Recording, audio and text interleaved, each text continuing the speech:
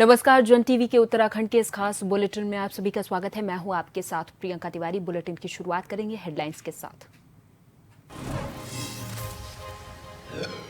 PM Modi ने की मन की बात, उत्तरकाशी के झाला गांव का किया जिक्र, युवाओं के थैंक यू नेचर कैंपेन को सराहा, कहा ग्रामीण क्षेत्रों में शुरू हो प्रगति अभियान। हरियाणा विधानसभा चुनाव का रण, प्रचार में जुटे मुख्यमंत्री पुष्कर सिंह धामी, रेवाड़ी में बीजेपी प्रत्याशी के समर्थन में जनसभा।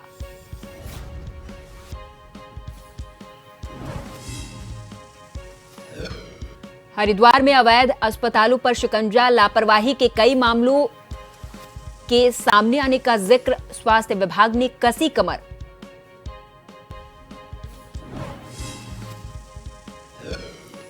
रामनगर में नदी में डूबे शख्स का शव बरामद, परिजनों में कोहराम, 3 दिनों से सर्च कर रही थी एसडीआरएफ, मामले की जांच में जुटी पुलिस।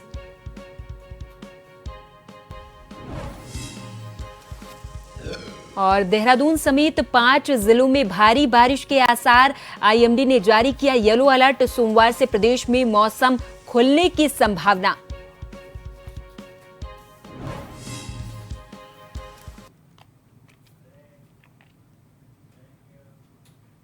और अब खबरों को जानेंगे विस्तार से। प्रधानमंत्री मोदी ने मन की बात कार्यक्रम के 114वें एपिसोड को संबोधित किया और कहा कि हमारी यात्रा को 10 साल हो चुके। ये यात्रा विजयादशमी के दिन शुरू हुई थी।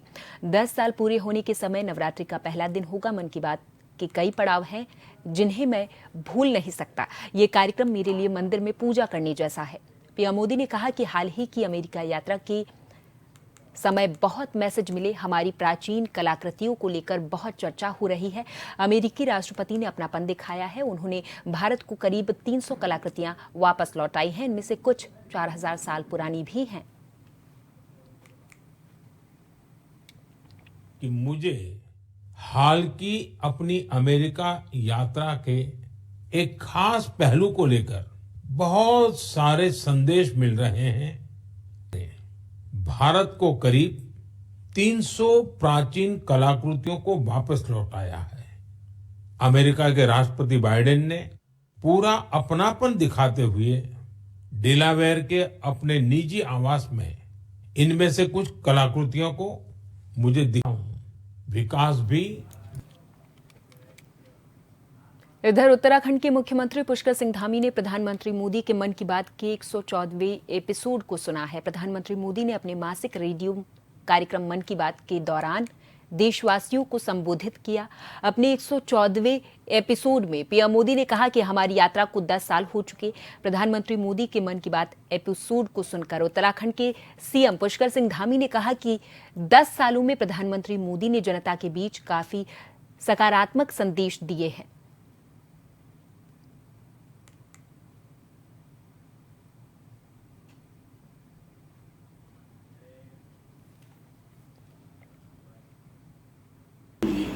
मैं उत्तराखंड की बात करूं तो लगभग उनका मन की बात का कार्यक्रम हो या कोई अन्य कार्यक्रम हो, हर एक कार्यक्रम में उत्तराखंड का वो अवश्य स्मरण करते हैं। आज भी उत्तरकाशी के हमारे एक गांव का उन्होंने जिक्र किया जहां स्वच्छता का अभियान उस ग्राम के लोगों के द्वारा चलाया जा रहा है। निश्चित रूप से मैं प्रधानमंत्री जी का अभिनंदन करता हूँ कि एक नई प्रेरणा पूरे देश दुनिया को मिली है।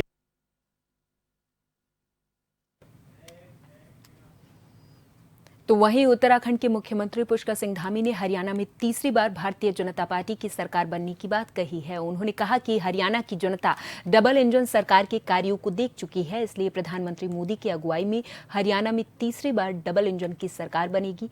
बता दें कि मुख्यमंत्री धामी हरियाणा विधानसभा चुनाव के लिए स्टार प्रचारक के रूप में विभिन्न विधानसभाओं में प्रचार के लिए पहुंच रहे हैं।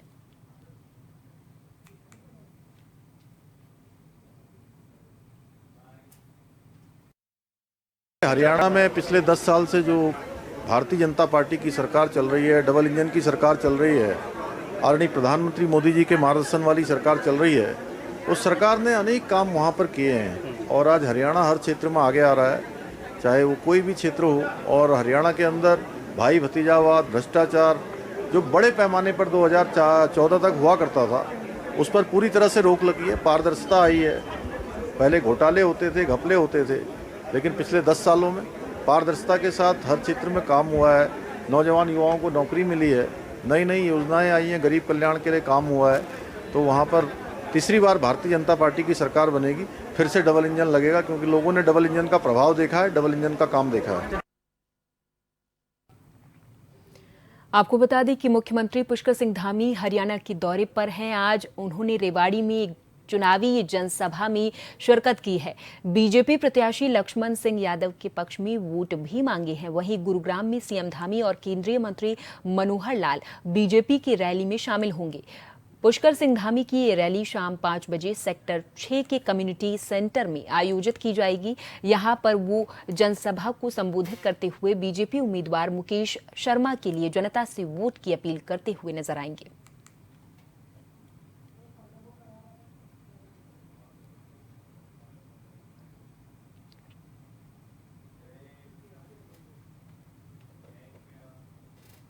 हरिद्वार में अवैध रूप से चल रहे अस्पतालों पर स्वास्थ्य विभाग ने शिकंजा कसना शुरू कर दिया है। हाल ही में जिले के रोशनाबाद रोड की बहादुराबाद समेत कई स्थानों पर डॉक्टरों की लापरवाही के कारण गंभीर घटनाएं सामने आई हैं, जिनमें लोगों की जान तक चली गई।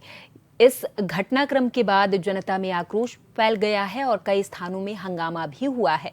इन मामलों को गंभीरता से लेते हुए मुख्य स्वास्थ्य अधिकारी डॉक्टर आर.के. सिंह ने बताया है कि मीडिया के माध्यम से उन्हें कई शिकायतें मिली हैं। उन्होंने ये भी कहा कि कई अस्पतालों पर सील लगाई जा चुकी है और अन्य पर जल्द ही कार्रवाई की जाएगी।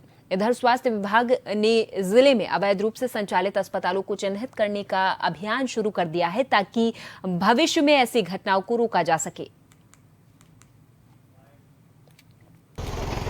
देखिए, तत्काल जहां संज्ञान में आता है हमारी जो टीम रेगुलर विजिट करती है, प्रतिदिन तो फील्ड में नहीं जा सकती है। जहां जहां जिस ब्लॉक में जाती है वहां पर कार्रवाई होती है। लगभग अभी तक हम लोगों ने 15 लाख रुपए से ऊपर पेनाल्टी के तौर पर हमने जमा कराया है अपने ऑफिस में, और 38 से ज्यादा क्लिनिक सीज हो चुकी है। तो जहां जहां इन्फॉर्मेशन मिलती है हमारे पास, स्वास्थ्य विभाग पे है जो अस्पताल, यदि हमारे पास कोई ऐसी घटनाक्रम आता है, कोई शिकायत आती है, उस पर एक टीम गठित कर कार्रवाई की जाती है। अभी तक इसमें डेथ का हमारे पास नहीं आया।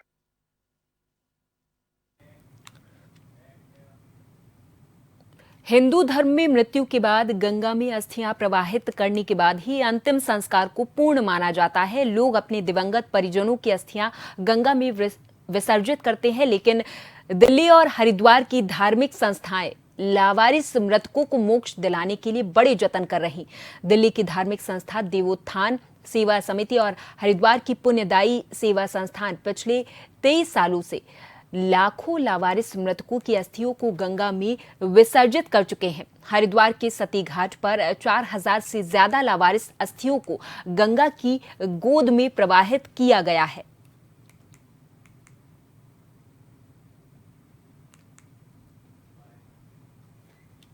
हमने पुण्यदायी बिहान सेवा समिति को न्यास किया है, ताकि ट्रस्ट बना दिया, ताकि इसमें और भी अधिक संख्या में हम अलग अलग कार्य करने की प्रयास कर रहे हैं, जिसमें जैसे कि असहाय लोगों के अंतिम संस्कार में जिन लोगों को सामग्री की जरूरत पड़ती है, उसमें उनकी सामग्री एवं लकड़ी की व्यवस्था हम कराते हैं। उस समय हम छोटी सी संस्था सिर्फ दिल्ली से इसको लेके चले, लेकिन जब हमें पता लगा कि पूरे भारतवर्ष में कई ऐसे राज्य हैं जहाँ पर इन चीज़ों का नहीं है, तो हमने हर स्टेट के अंदर एक एक अपना प्रेसिडेंट बनाया और उसकी जिम्मेदारी तय की कि सरकार से मिलकर के सरकार को एक पत्र देकर उसके आधार पर जितने भी वहाँ पर अस्थि कलश हों, जिनका अपना कोई नहीं हो, उनको ला करके हमारे को दे।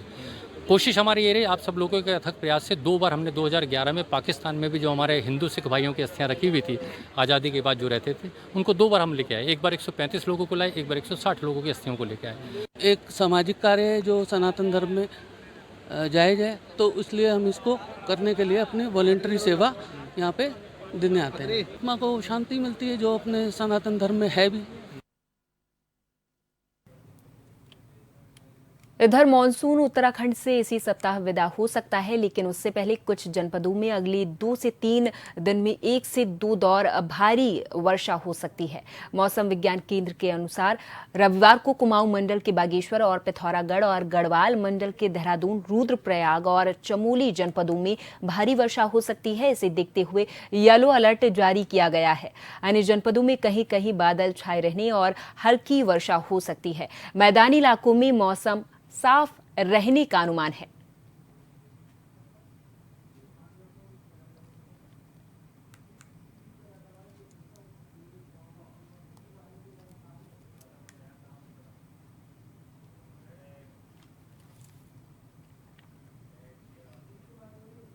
ऊर्जा विभाग के करीब 3,500 कर्मचारी अपनी स्थायी नियुक्ति सहित कई मांगों को लेकर 30 सितंबर और 1 अक्टूबर को राजधानी देहरादून के ऊर्जा विभाग मुख्यालय पर धरना प्रदर्शन करेंगे।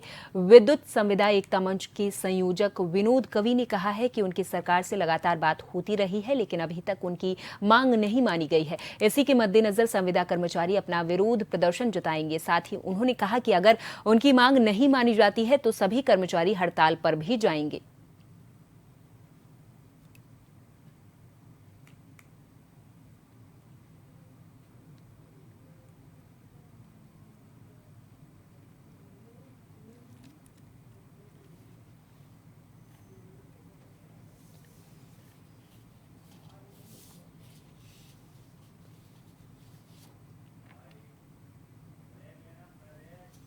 देखिए, हमने 13 सितंबर को एक नोटिस यूपीसीएल, यूजेवीएनएल और पेटकोल तीनों निगमों को दिया था और जिसमें हमने 13 सूत्र मांग पत्र सरकार प्रबंधन को दिया था।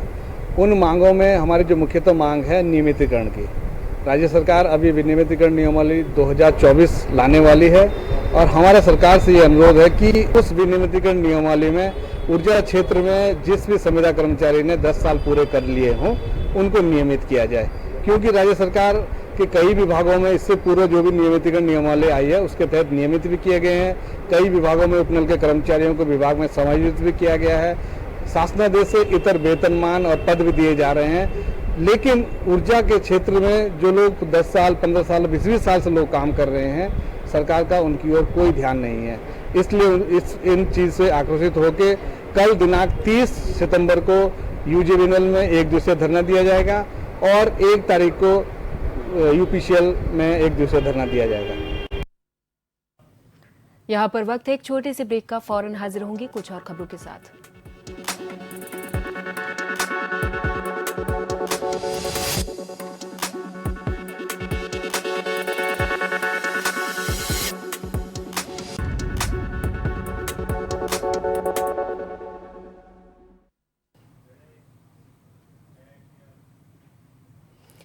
ब्रेक के बाद एक बार फिर से आप सभी का बहुत स्वागत है। रुड़की के विभिन्न अस्पतालों में एडिशनल सीएमओ अनिल वर्मा और रुड़की सीएमएस संजय कंसल के द्वारा कई अस्पतालों पर छापेमारी की गई है। रुड़की स्वास्थ्य की टीम से नगर में अस्पतालों पर बड़ी कार्रवाई करते हुए 50,000 से लेकर 2 लाख तक का जुर्माना लगाया गया है। साथ ही माही हेल्थ केयर के साथ एक पैथोलॉजी लैब को भी सील किया गया है। बता दें कि रुड़की के माही अस्पताल में बीते रोज एक महिला के इलाज के दौरान लापरवाही के कारण मृत्यु हो जाने की वजह से हंगामा हो गया था। तब महिला के परिजनों ने अस्पताल में तोड़फोड़ करते हुए प्रदर्शन किया था, जिसके बाद एसीएमओ अनिल वर्मा टीम के साथ रुड़की पहुंचे और रुड़की में कई अस्पतालों पर कार्रवाई की। मालूम है कि एक माही अस्पताल में जो कल एक कैजुअलिटी हुई है उसको हम लोग निरीक्षण करने आए थे, वो बंद पाया गया और उसका जो ओनर है वो भी फरार है। वहाँ निरीक्षण किया, उसके बावजूद फिर हमने ग्लोबल हॉस्पिटल को देखा, वहाँ पे कोई डॉक्टर नहीं मिला, उसको हमने बंद किया है। डायमंड हॉस्पिटल पे हम 2 लाख की जुर्माना लगाया और मेडविन पे जुर्माना लगाया। उसके बाद एक लैब थी वहाँ पे, एक दूसरी लैब है हमारे डॉक्टर जगदीश कुमार करके एक लैब है ईदगाह रोड पे, उस पर हमने जुर्माना लगाया और 4 हॉस्पिटल में हमने जुर्माना लगाया। हम लोग ये कहना चाहते हैं कि जहाँ जो हॉस्पिटल में लोग आते हैं तो जहाँ डॉक्टर नहीं है वहाँ कृपया करके बाहर बोर्ड पे लगा दिया जाए कि ये डॉक्टर आज अवेलेबल रहेंगे नहीं रहेंगे। बाहर बड़े बड़े बोर्ड लगा कर, डिग्रियाँ लगा कर लोग बहकावे में आकर के जान को जोखिम में डाल रहे हैं, बहुत गलत है। चमोली के दूरस्थ ब्लॉक देवाल के संगम मैदान में आयोजित बहुउद्देशीय शिविर में मुख्य विकास अधिकारी नंदन कुमार ने स्थानीय लोगों की समस्याएं सुनी है। शिविर में ग्रामीणों की 103 समस्या और शिकायतों में से अधिकांश का मौके पर ही निस्तारण किया गया है। 300 से अधिक लोगों की निःशुल्क स्वास्थ्य जांच की गई है। विभागीय स्टॉल के माध्यम से विविध प्रमाण पत्र मौके पर जारी करने के साथ ही सरकार की जन कल्याणकारी योजनाओं की जानकारी देकर स्थानीय जनता को लाभान्वित भी किया गया है। मुख्य विकास अधिकारी ने सभी समस्या और शिकायतें सुनते हुए संबंधित अधिकारियों को निर्देशित किया है कि जनता की शिकायतों को गंभीरता से लेकर समय पर उनका निस्तारण किया जाए। किसी भी स्तर पर कोई भी शिकायत लंबित न रहे। सीडीओ ने कहा है कि शिविर लगाने का यही उद्देश्य है कि जनता की शिकायतों का स्थानीय स्तर पर जल्दी से जल्दी निराकरण हो। ये जिलाधिकारी महोदय के निर्देश में आज किया गया, जिसमें 103 समस्याएं आई थी। ज़्यादातर जो शिकायतें थी वो या तो सड़क को लेकर थी या जल जीवन मिशन को लेकर थी, कुछ हेल्थ को लेकर भी इशूज़ थी या शिक्षा विभाग को लेकर भी समस्याएं थी। तो ये सारी समस्याओं का निराकरण किया जाएगा और जो जितने भी विभाग के अधिकारी हैं उनको ये निर्देश दिया गया है कि टाइम बाउंड मैनर में इसको सॉल्व किया जाए और जो लोगों को जो भी शिकायतें हैं उसको समाधान किया जाए। लक्सर के शिव चौक के पास स्थित रुद्र महादेव शिव मंदिर पर रहने वाले बाबा फूलगिरी महाराज रात दिन कड़ी तपस्या कर रहे।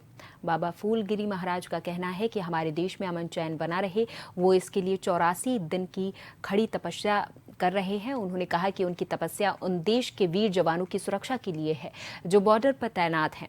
उन्होंने ये भी कहा कि कुछ भूमाफिया हमारी जमीन कब्जाना चाह रहे हैं। इस भूमि के लिए हमें चाहे कितनी भी तपस्या करनी पड़े, इस भूमि को वो कब्जाने नहीं देंगे।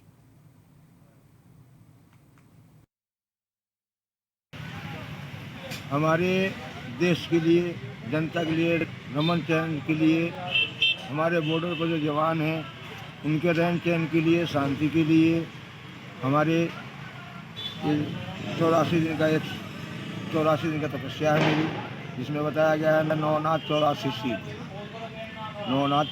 दो की तपस्या है। इस भूमि के लिए हमारी विवाद चल रही है, भूमि माफिया इसको कब्जाना चाह रहे हैं। इस भूमि के लिए हमें चाहे जितना भी तपस्या करना पड़ जाए, इसको भूमि को हम कब्जा नहीं देंगे। मंगलौर के मुंडाई स्थित 3 व्हीलर बनाने वाली कंपनी में आग लगने से भीषण हड़कंप मच गया। वहीं कंपनी में आग लगने की सूचना पर दमकल विभाग की टीम मौके पर पहुंची और काफी मशक्कत के बाद आग पर काबू पाया है। वहीं आग इतनी जबरदस्त लगी थी कि आग की ऊंची ऊंची लपटें तस्वीरों में देखी जा सकती हैं। वहीं पास में ही स्थित दूसरी कंपनी के वर्करों ने भी आग बुझाने का काफी प्रयास किया, लेकिन आग पर काबू पाने में बेहद मशक्कत करनी पड़ी है। गनीमत ये रही कि कंपनी में आग से कोई कर्मचारी हताहत नहीं हुआ है।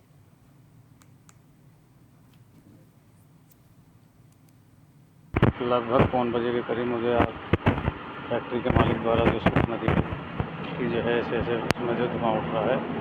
हम जो है गाड़ी लेकर जो है मंगलोर की गाड़ी भेजी। स्वयं आया, एक गाड़ी जो है रुड़की से भी ले गई कि भाई स्थिति को देखते हुए कि फैक्ट्री क्षेत्र है, वहाँ जाकर देखा कि इतनी बड़ी कोई आग नहीं थी। उन्होंने पहले ही जो है छोटी सी धुआं निकला था। उन्होंने बताया कि इसमें धुआं निकला कि जो उनका एग्जॉस्ट होता है और उसको जो सब बुझा दी थी, कोई जनहानि नहीं हुई।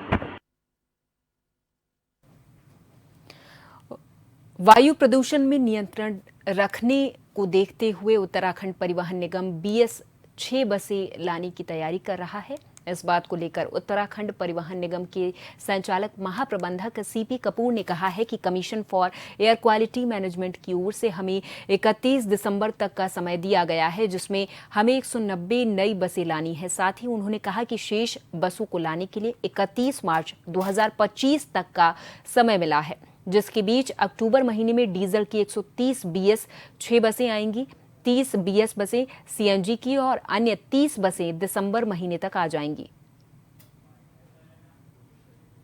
पहले तो हम ये बता दें कि अभी 30 सितंबर से कुछ भी ऐसा नया नहीं होने वाला है।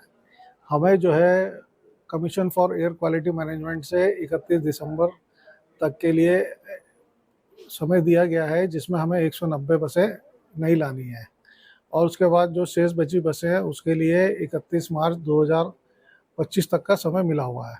तो इसके लिए हम लोग तैयारी कर रहे हैं और इसी के लिए हमारी अक्टूबर में 130 नई बसें आ जाएंगी और BS6 डीजल की, और 30 बसें हमारी CNG अनुबंधित आने वाली हैं, और 30 का हम LOI जारी कर देंगे जो कि दिसंबर तक आ जाएंगी। इस प्रकार हमारी ये 190 बसें दिसंबर तक पूरी हो जाएंगी। और चलते चलते एक बार फिर नजर हेडलाइंस पर। पीएम मोदी ने की मन की बात, उत्तरकाशी के झालागांव का किया जिक्र, युवाओं के थैंक यू नेचर कैंपेन को सराहा, कहा ग्रामीण क्षेत्रों में शुरू हो प्रगति अभियान।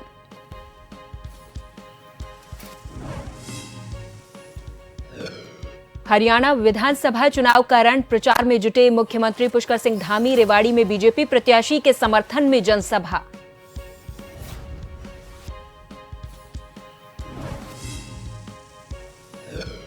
हरिद्वार में अवैध अस्पतालों पर शिकंजा, लापरवाही के कई मामलों के सामने आने का जिक्र, स्वास्थ्य विभाग ने कसी कमर, अस्पतालों को चिन्हित करने का अभियान शुरू। रामनगर में नदी में डूबे शख्स का शव बरामद, परिजनों में कोहराम, 3 दिनों से सर्च कर रही थी SDRF, मामले की जांच में जुटी पुलिस।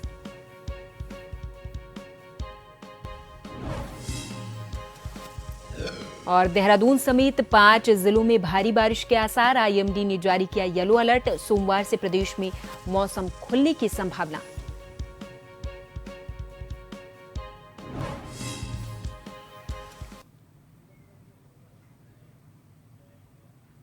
और इसी के साथ इस बुलेटिन में फिलहाल के लिए मेरे साथ बस इतना ही। आप देखते रहें जन TV। नमस्कार।